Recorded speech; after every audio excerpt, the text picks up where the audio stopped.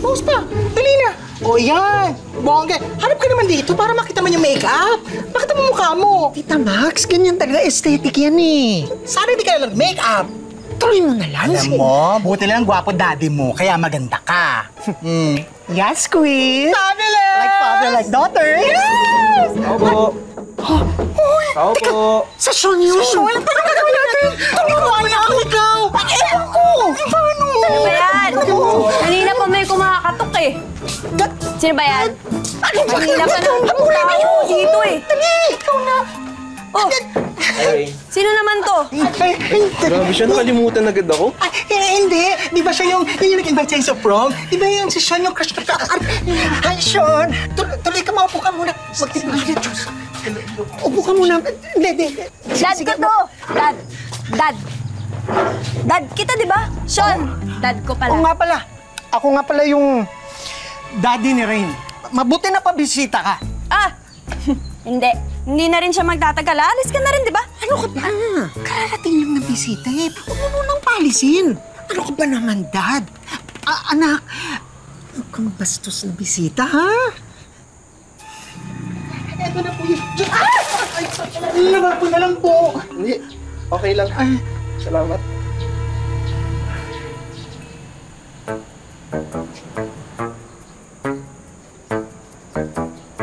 Hoy! Ba? Huwag ka nga lang ganyan. Ba't ganyan ka dyan? Tandaan mo, ako, ikaw. Mukha mo. OMG, I forgot. I'm sorry, Dad. Oh, siya, sige. Bilis-bilisan nyo na dyan mag-uusap pa. Tsaka, bit nyo na nga yung gamit dyan. Girl, Rain, ikaw ang pinunta ni Sean dito, di ba? Ikaw ang pinunta niya dito. Oo nga pala. Sige, po tayo. Buka. Sir Jayden, let's go inside na, sir. Kailangan nila ng privacy. It's okay, I'll stay here. Go! Now! Sir Jayden, let's go. Marami pa tayong lulutuin.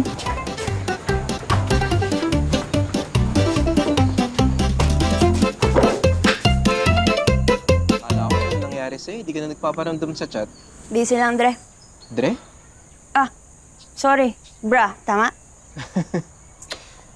Oh, pansin ko nandiyan yung dad mo ah. Buti may kasama ka dito sa bahay. Eh, may sakit kaya di natanggap ng catering. May sakit. Inaalaga mo pala dad mo, kaya ka pala na busy.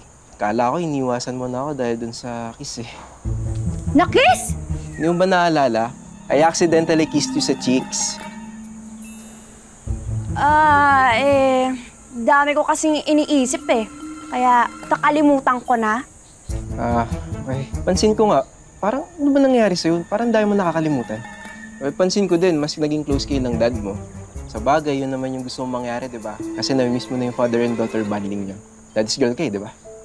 Anong ibig mo sabihin? Nakalimutan mo na ba yung sinabi mo sa akin sa chat? Na nami-miss mo na yung dad mo kasi wala siyang time sa'yo? Ay, sorry. Nalungkot ka ba sa sinabi ko?